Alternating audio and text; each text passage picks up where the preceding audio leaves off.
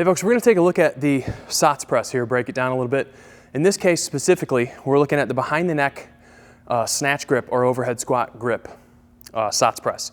Can be performed a number of different ways: in front of the neck, behind the neck, narrower grip, wider grip, kettlebells, dumbbells.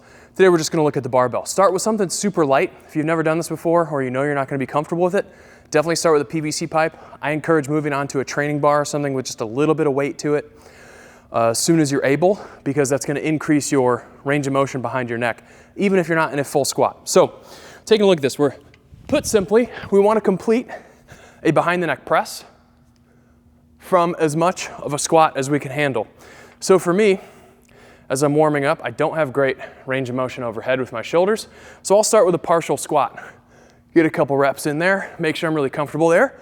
Keep in mind, a little bit goes a long way, so just adding an inch or two to that squat depth is gonna make that press substantially more difficult. We wanna be able to continue to control that bar all the way back to your shoulders, and if we can get into a full squat and complete a full press without completely ruining our squat form, that's ideal. If you're limited at any part of that movement, you can stay right there at that squat depth.